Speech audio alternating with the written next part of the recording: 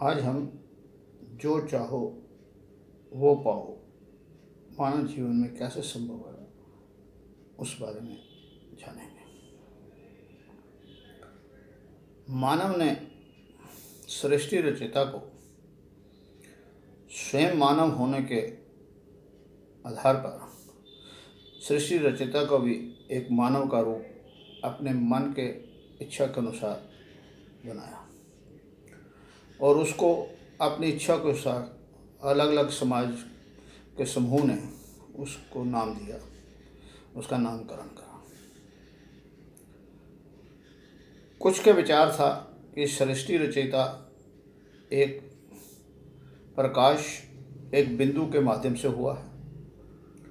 कुछ के विचार हैं कि सृष्टि जो है एक धुन आवाज़ के माध्यम से प्रकट हुई है। दीदेवार का विचार है कि ये एक नियम द्वारा बनी है और वो नियम सदा उस नियम के अनुसार ही इसका संचालन होता है। हम अगर इन चारों को समझें, मैं मानव हूँ इसलिए मानव का उसको मैंने नाम दे दिया, कोई बात नहीं। ध्वनि से हुआ है इसलिए मैं अपने विचार ध्वनि के द्वारा प्रकट कर रहा हूँ। और क्या विचार प्रकट कर रहा हूँ, वो जब तक मेरे भीतर उसका ज्ञान रूपी प्रकाश नहीं होता, अर्थात चांदना नहीं होता, तो वो प्रकट नहीं हो सकता। तो तीन तो ये हो गए। चौथा है नियम। नियम को हम एक उदाहरण से समझें कि एक मानव के सामने चार औरतें खड़ी हैं। एक उसको बेटा कहती है, एक उसको भाई कहती है और एक उसको पति और एक उसको पिता कहती है।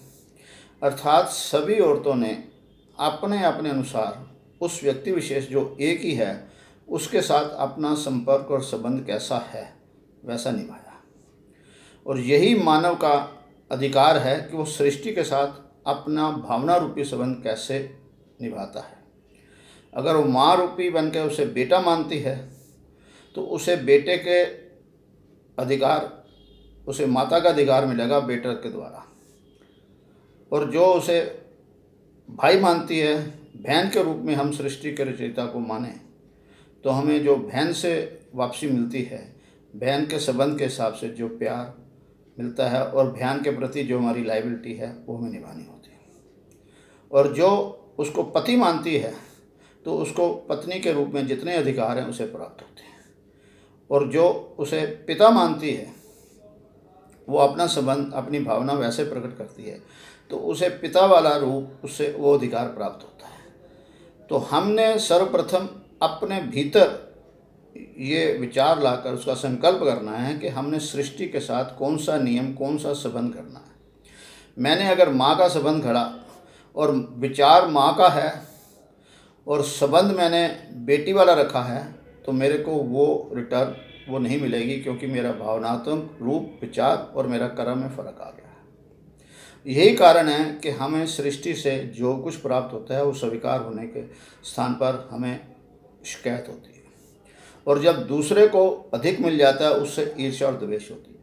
ये ऐसा हो नहीं सकता, क्योंकि सृष्टि का एक नियम है जिसने अपनी भावना के अनुसार जैसा संबंध उसके साथ रखा और जितना संबंध निभाया, to every action there is equal and opposite action, सृष्टि उसको उतना ही वैसे ही वापस करती है। और ये हमें सर्वप्रथम अपने भीतर सृष्टि से क्या लेना है, हमें स्वयं ही विचार रूपी उससे कैसा संबंध बनाना है। हमने माँ का बनाना है, बहन का बनाना है, पत्नी का या बेटी का। जैसा हम संबंध बनाएं वैसा ही हम व्यवहार करेंगे तो जितना हमारा व्यवहार जितना अधिक सही और सत्य होगा उतना ही अधिक सही और सत्य हमें वापसी मिलेगी, अर्थात हमें परिणाम मिलेगा। जिस प्रकार एक बच्चा जो है उसने अगर साइंस ली है और साइंस पढ़ने के बजाय आर्ट्स पढ़े तो क्या वो पास होगा? नहीं हो सकता। और जिसने कॉमर्स ली है और वो साइंस के सब्जेक्ट को पढ़ना चाहे और पेपर जो है कॉमर्स का देगा तो क्या पास हो जाएगा? नहीं हो सकता। अर्थात जो मैंने सब्जेक्ट चुना है उसी सब्जेक्ट पर मेरा पूरा ध्यान केंद्रित होगा और मैं अपना जो परीक्षा दूंगा उसी का परिणाम मिलेगा, और जो भी इसको सही करता है वही उत्तीर्ण होता है। एक कक्षा के अंदर अगर 40 विद्यार्थी हैं, किसी के कम किसी के अधिक आते हैं, अर्थात उन्होंने अपने सब्जेक्ट पे, उससे संबंध पे, विषय पर कितना संबंध गहरा रखा है और उसे क्या है। टीचर जो है सबको एक जैसा समझाने के बाद भी नंबर सबके अलग अलग आते हैं। तो यही नियम जो है प्रकृति के द्वारा है, और जिसने ये डिसाइड करा है उसी के जीवन के अंदर जो चाहो वो पाओ, जब चाहो तब पाओ, जितना चाहो उतना पाओ, ये नियम होता है।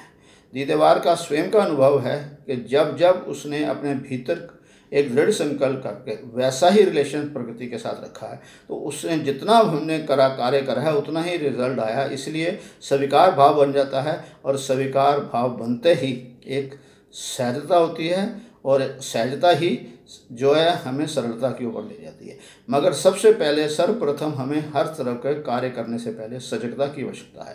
तो कौन सा हमने सब्जेक्ट लेना है, अर्थात हमें को किस चीज़ की ज़रूरत है, आवश्यकता है, या हमारी चाहत क्या है, उसको हम डिसाइड कर लें सजगता से। फिर उस कार्य के ऊपर स्टेप बाय स्टेप चलते जाएंगे तो निश्चित रूप से हमारा जो परिणाम है हमारे अनुसार ही होगा और हमारे संतुष्टि के रूप में होगा।